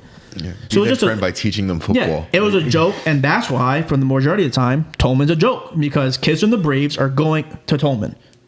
So it starts off where you start off as a kid. Right. Yep. That's why like West is always good, because CLCF, Johnson, I don't know what's going on with them, but CLCF like West is typically always good. NK is good because NK has the same players that go from like the NK Pop Warner to NK. Yeah. So NK is like always nice. Like Wesley typically has a good team. Like shout out Stanley. But yeah, it starts off like that point. Agreed. They go to Tolman. Then what's going on there? I mean, that's why they have every now and then they have a good class, but for the most part, let's be real. Yeah. Let's be real. So like, I think it starts that. Then they go to Tolman, and then what coaching's there? I mean, their education isn't there. I know like some kid that played with Brandon, he went and then supposedly he wasn't going to practice. He wasn't doing the things he should have been done. So I think it's coaching, right leadership. I mean, like, kids from the Cowboys typically always do pretty good because like they have Coach now, they have Hurlin, they have Renz, because they have those good mentorships from that young age, and then they're most likely shipping them to LaSalle. Then they're going to the good kids are going to classical. Like shout out Badu, Gatorade Player of the Year, is at Brown now balling out. Yeah, he was at the Cowboys with Brandon, and Coach now, shout out Coach now for sure. He's doing the most with these kids. 7-on-7s. He's setting up workouts on Sunday, on Saturday, doing sleepovers with all the kids, so they don't have to worry about their parents dropping them off. Like Sam, Brandon, all these kids were always sleeping at Nas' house the day before 7-on-7, so there's never no excuse why these kids aren't showing up to the game. He's making sure they're getting there. He's getting them fucking breakfast, bro. He's bringing them granola bars beforehand. He's giving them to them before games. All this shit, bro. Like that's the type of coaching that you need. That's why Sam's at fucking Brown. That's why fucking Brandon's doing good. They're good at Hendricken, because he had those coaches that cared. And that's the difference. Someone like that and someone going to fucking the Braves getting fucking footballs thrown at them. Yeah, facts. Like that's why all the kids are hurling fucking trains, at Ren's trains at game day. That's why they're doing good. Like I know Bibby's there. I know all these kids are going there. Yeah. They're not just good at football. They're doing good in school too, because they have those like mentorships where people caring about them. Right. And that's what it means more at the end of the day. Yeah, they're going to have the Quiddies, fucking anomaly, bro. Quiddies like, all right, cool, that's what you want to do, go to the league. But realistically, bro, not a lot of people are going to the league. So what really matters is being like a good person and fucking doing good in school, and then doing good after Hendricken, doing good after LaSalle. That's all that really matters, because like, do you want to make the league? Yeah, I'm sure you do. But at the end of the day, you want someone like Alfred, where he took advantage at Bryant, and now he has a great job, great 9 to 5. He can sponsor his fucking fitness stuff. He can do all this type of stuff because he had a good mentorship growing up. Facts. So I think it all matters with coaching and mentorship 100%. And only certain schools and certain players have that. And that's when you see those players doing good, going to the next level, like a Quiddy, or like you, like fucking the Twins, like, your boy at URI, Jalon. Yeah. Jalon, like, all these people, like, because they have that mentorship. That's the difference. Facts. like Jolan, he got his dad. His dad runs Fit First, Rhode Island. Oh, nice. So they be doing the CMOS, they got the fitness, they got everything over there. So it's a fire spot to go train at. Shout out to them. But also like my mentor too. Like without my mentor, I wouldn't have met Gold Feet Global and be able to work out and be like a sponge and soak up all their knowledge. You know what I'm saying? I wouldn't have been able to get that much closer to meeting people because I believe like God puts certain people in your life to meet at the right time. So I went down there and I met Gold Feet Global, and I learned all this stuff at the right time that I need to learn it. You know what I'm saying? I met my mentor at the right time. Shout out to you. Shout out to you, big bro. He called me like a couple days before my flight. He's like, yo, you coming down here for spring break? He's like, I know you come down here, relax and party, but be ready to work. Bring a pair of cleats, bring your gloves, let's rock. I met XP Fitness. They call it the NFL Factory down there. Travis Kelce. I seen an Alabama lineman, UCF lineman, Jalen Waddle. All these people working out at this place, and I'm right there watching them work out. You know what I'm saying? I was chopping it up with one of the starting safeties for the 49ers, and then he went to the Seahawks when Earl Thomas got cut. They called him up to come fill the spot. You know what I'm saying? Yeah, bro, they're all out there. Like Waddle, the fucking all in South Florida. Jamar Chase was just there. Yeah. So going down there and working out and learning from these people, and then also knowing the fact that like I went through the whole workout with all these people, and I'm keeping up with them. That's a huge confidence booster for me. That's exactly what I needed. So when you talk about mentorship and meeting people at the right time, that's really all it comes down to. Because 100%. Now, like Gold Feet Global, he knows my face. He followed me on Instagram.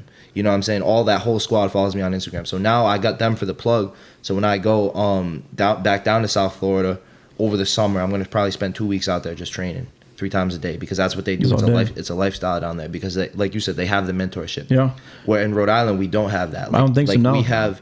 Dude, down there, bro, I'm not kidding you, bro. There are little kids with binkies in their mouth. You can go on their Instagram running ladder drills. So, no, I'm being so serious. Like, people laugh, but I'm being so serious. So when you go down there and you see them 3 years old with a binky in their mouth running that stick and move, obviously they're not doing it like elite, like butter, but they're getting the motion down. So it's like walking to them. So by the time they get to be 15 years old, going to high school, that stick and move is natural. You know what I'm saying? Their back pedal is natural.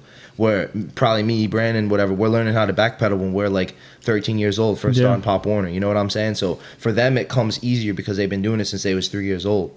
So that's the difference. It's not so much an athletic talent like people say it is, or genetics or whatever's in the water down in Florida. Like, no, it's the fact that they have mentorship. They have great people like Gold Feet Global, Gold Feet Joe, Gold Feet TA, Alan Ramsey, salute to you too, Gold Feet Ramsey. All them people down there are train, and that's the thing I seen that was a huge eye-opener for him, because one, it's like, okay, I can do a lot more, but two, it's like, bro, they have these little ass kids running ladder drills. So by the time they call them jits down there, they have the jits running ladder drills. So then by the time you that's the Florida slang for kids, but by the time they get to be 14 years old, their stick and move is natural. All them spin moves, back pedal, speed turns is all natural.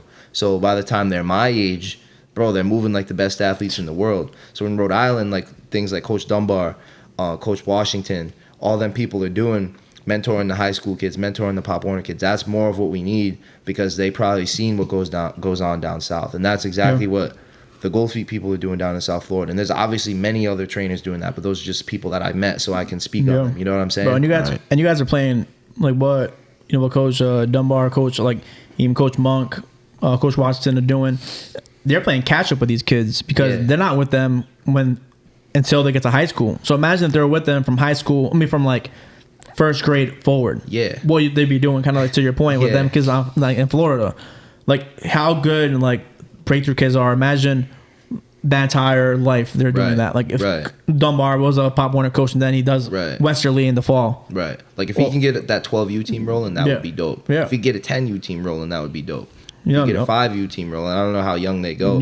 But my point is like training those kids so young that if that's what they want to do, by the time they get our age, it's natural. You know what I'm saying? Do you agree with my point then? Like, do you think that's what's wrong with Rhode Island football? Yeah. I think it's in the culture too. But also I feel like up here there's not many dogs. You know what I'm saying? Like it's kind of in our culture, but also that could be being young, but also that could just be, I don't know, maybe the weather. I don't know what.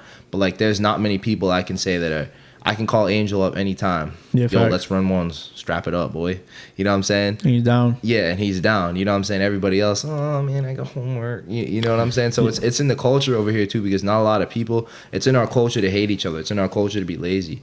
Where if we all come together and be like, yo, we all can eat, instead of hating on other people, that would make it so much better. You know what I'm saying? Like, yeah, no, for facts, I think, like, people always talk shit about Hindi, like, oh, they're recruiting and shit like that. Where I was there firsthand, the first 4, like that, for the 4 years Brandon was there. And I think the difference is, I can't speak on LaSalle, but I can speak on our like senior year, because me and Bo were the same class. Our 08 year was completely different. Dunbar, Jordan there. Me and Bo probably were the only kids going to do those summer workouts when they were doing them. Yeah. There was a few others. Other kids, like, Gene, Niall, Cassiello's, like the main core. But the other kids weren't doing it. Nobody was. But then our junior and senior year, we weren't really doing it. I'll say, like, who was doing it really? Maybe every now and then me, Gene, Niall, we'd go out on the field together. But, like, it wasn't a lot of kids. It'd be like maybe 3 or 4 kids. Right.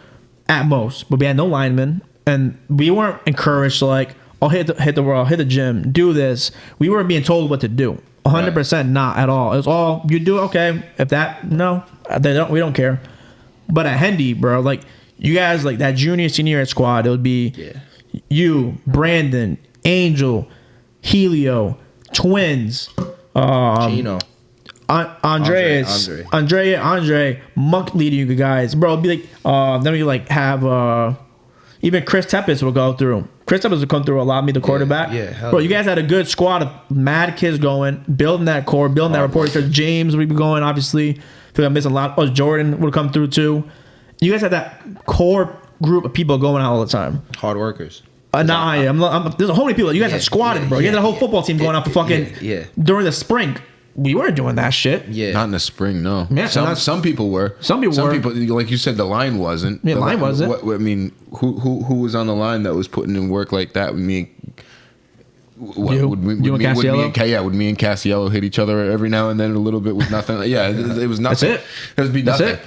Yeah, bro, they would be squatted. Yeah, and that's why all the difference. That's why they win 10 in a row. And it makes an enormous difference for your team chemistry. Right, that means everything. You guys are hanging out together more. You're talking together more. You're trusting each other more. It means everything when you guys are just a closer unit on and off the field. It makes all the difference on the field. It do, and also that too. But like iron sharpens iron. You know what I'm saying? Like when you're competing against people 3 days a week, you know what I'm saying? You're gonna get better. Bro, hitting that hill in Providence. Hitting that hill in Providence. Everyone's working as hard as they can against one another, and you're pushing each other's boundaries. Exactly. It means everything. And that's what I like about college too. Is I feel like that. At least speaking on this, I was more susceptible to it because like transferring from EG to Hendy, I had to work to compete with the best kids in the state. So then now in college, everybody was a Carl Green, Angel Sanchez at their high school. Yeah. So now it's just the cream of the crop even more. So now you have to be ready to go to that next level. Talk about work. You don't think you would have benefited if you went somewhere else though? Like say if you would have went to Saints and you were the guy, because I could tell you all firsthand experience. If you're the guy, you're the guy. And you're gonna get the ball 100 times a fucking game. Right. You're gonna be playing corner, safety, everything.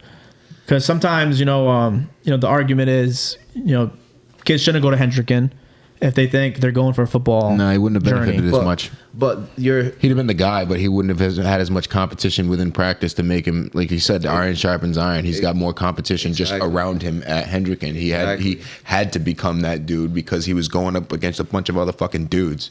And why would you? I feel like too that you're scared of comp because if you choose to stay at your public school, not saying like I'm bashing you for that, but if I chose to stay at my public school, I would have had that little voice in my head saying, you know what? Maybe I'm not one of the best kids in the state. I'll stay at EG and be first team All-State for 4 years. But instead, I'm like, nah, F that, bro. I know who I could be here. Let me go to Hendricken and compete with the best kids in the state. So now I can go prove myself among them. And then by the time I get to college, it's like butter because that's what I'm going to have to do again. You feel what I'm saying? Good. So that's what it comes down to. Like I would have, let's put it like that. I was where I'm supposed to be. I was where I was supposed to be. You know what I'm saying? You think that makes you more of a man and who you've become? Yeah, because I'll give you a perfect example, bro. Like, I was chilling at the gym, like at Edge, bro. Edge and Warwick, like you said, it's like the club. So I had my Hendricken shorts on, bro. Had them rolled up, had a sleeveless shirt. I was really feeling myself. He's looking good. Shoulder vein coming in. Yeah. So this guy and his son, bro, mind you, this dude's probably like 50 or 60. And this is a problem with Rhode Island. Bumps into me like I'm adjusting my headphones just like this. Mad flavor. In the middle of a cable set. Says like this and bumps into me like on purpose. So I turn around, I take my headphones off like that. I go, yo, is there a problem, bro? And he goes, no, man, I'm just busting your balls. Like, I just wanted to talk to you about Hendricken. And mind you, this dude is probably like 50 or 60. His son is older than me. God. Like, I could tell his son was older than me. I just want to talk to you about your high school. So he's like, no, I just want to say F Hendricken, F the baseball coach. And he's like, my son went there and he had to transfer out because he didn't play. And it's funny because they get inner city kids like you and Quiddy Pay that go there. And so I'm thinking to myself, I'm like, whoa, one, I'm from East Greenwich. I'm not from you know what I'm saying? Like don't make assumptions about me just because I got dreads and earring and my ears pierced and some tats. You know what I'm saying? Like, I'm from East Greenwich. You know what I'm saying, bro? I rep. You know what I'm saying? It is what it is, bro. I'm not gonna act like somebody I'm not. You feel what I'm saying? I was very fortunate to grow up in a nice town. You know what I'm saying? So one, to assume that is kind of weird, and then two, to bump into me and make that kind of scene. Like, so that's your approach? Yeah. You so could have just asked me about Hendricken. Yeah, so he's like, so back to what I was saying, he was like, yeah, bro, my son had to transfer out of Hendricken because the baseball coach was all politics. I'm like... The guy's salty. I go, first off, I'm from EG. I said it just like this. Like, first off, I'm from EG. I live right down the street from here. And I'm like, second off, bro, I'm like, I transferred to Hendricken from EG. They held a spot for me and I started. So don't talk to me about no politics, bro. Yeah. If you're one of the best, you're going to prove you're the best. So I think staying in where you're comfortable, you're not going to grow from that, bro. You're not going to really truly be the best. You know what I'm saying? I could have rushed for what? 4,000 yards at EG, you know what I'm saying, in 4 years. But I'm like, nah, F that. Let me go to Hendricken and prove myself. So you're a supporter of telling someone to go to Hendricken and LaSalle and be the man. Yes. Yeah.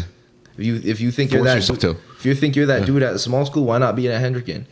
How would you just using them since you won Gatorade and or like Marquise classical? Like, so you're saying, like, do you think they're, because Marquise is going URI and Sam's at Brown? I know Marquise. Buchanan. Oh yeah. He's a beast. So you're thinking, like, if he went to Hendricken, he would get even better offers, or you're saying, like, so he's still going to a good school, URI should be starting, Sam's at Brown, and they chose to go the classical route. So you're thinking, just using an example because they were so good.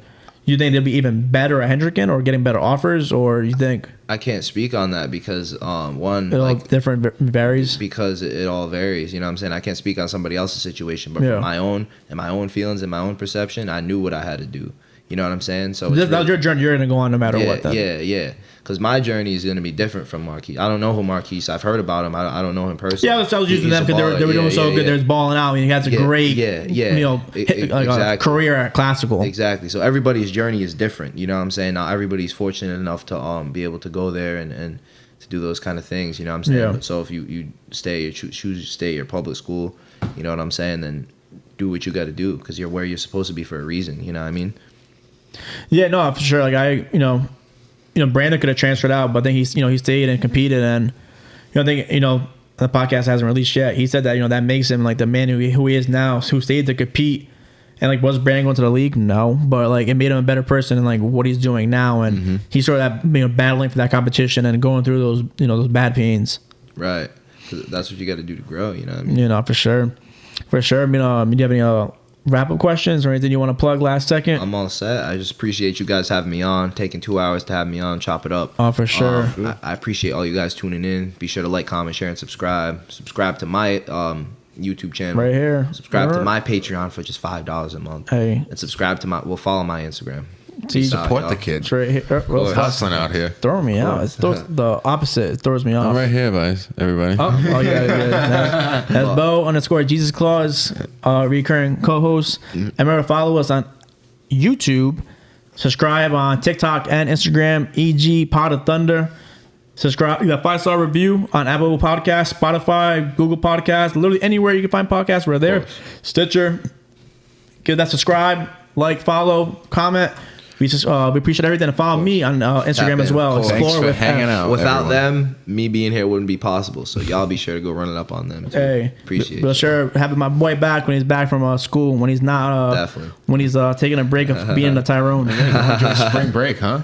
Oh yeah, April. Hell yeah, it's fire. Hey, let's get it. Appreciate it. Have a good one, everyone. Yeah, that was fire.